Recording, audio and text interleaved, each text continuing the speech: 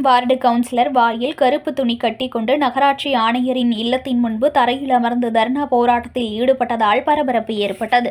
விழுப்புரம் நகராட்சி 19வது வார்டில் பாதாள சாக்கடை பணிகள் சரிவர நடைபெறவில்லை என கூறி 19வது வார்டின் கவுன்சிலர் வசந்தா அன்பரசு அதற்கு கண்டனம் தெரிவித்து போராட்டத்தில் ஈடுபட்டுள்ளார்.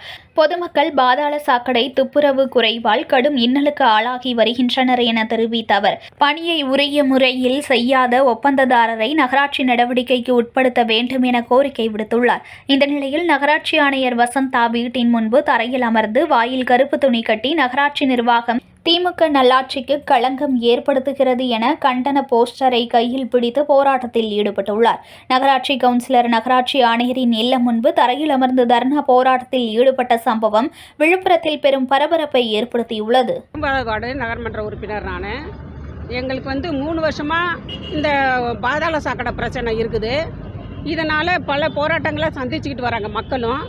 இதுக்கு இது நடவடிக்கை எடுக்க சொல்லி நம்ம நகராட்சி ஆணையர்கிட்டையும் எம்இகிட்டையும் சொல்லியும் இவங்க நடவடிக்கை சரியான முறையில் எடுக்கலை. அதனால் பிரச்சனையும் சரியான தீர்வுக்கு வரலை. ஹலோ, 1 வருஷமாக சார் பாதாள சாக்கடை பிரச்சனை இருந்துக்கிட்டே இருக்குது விழுப்புரம் நகராட்சியில். ஓகேங்களா? என்னன்னு கேட்டிங்கன்னா, ஒப்பந்ததாரர் கேட்டால் அவங்க கமிஷனரை தூக்கி போடுறாங்க, கமிஷனரை தூக்கி கேட்டால் ஒப்பந்ததாரரை தூக்கி போடுறாங்க. இதே பிரச்சனையாக இருந்துகிட்டு இருக்கு.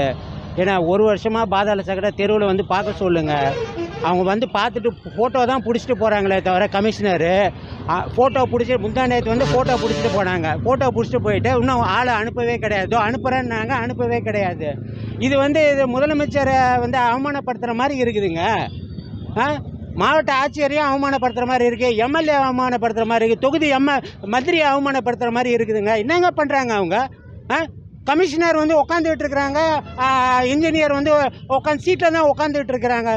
எவ்வளோ ரிப்போர்ட் சிஎம் செல்லுக்கு கொடுத்த சிஎம் செல்லுக்கு அவங்க என்ன சொல்கிறாங்கன்னா, நாங்கள் சரி செஞ்சு தரோம் ரிப்போர்ட் தான் அனுப்புகிறாங்களே தவிர அவங்க ஒன்றுமே சரி செய்ய கிடையாது. 6 மாதம் ஆகுதுங்க நான் சிஎம் செல்லுக்கு அனுப்பிச்சி விட்டு 3 நாள் பெட்டிஷன் கொடுத்துருக்குறேன். 3 நாள் பெட்டிஷனுக்கு சரி செஞ்சு தரேன்னு சொல்லிட்டு இருக்காங்களே தவிர அவங்க ஆக்ஷனே எடுக்க கிடையாது.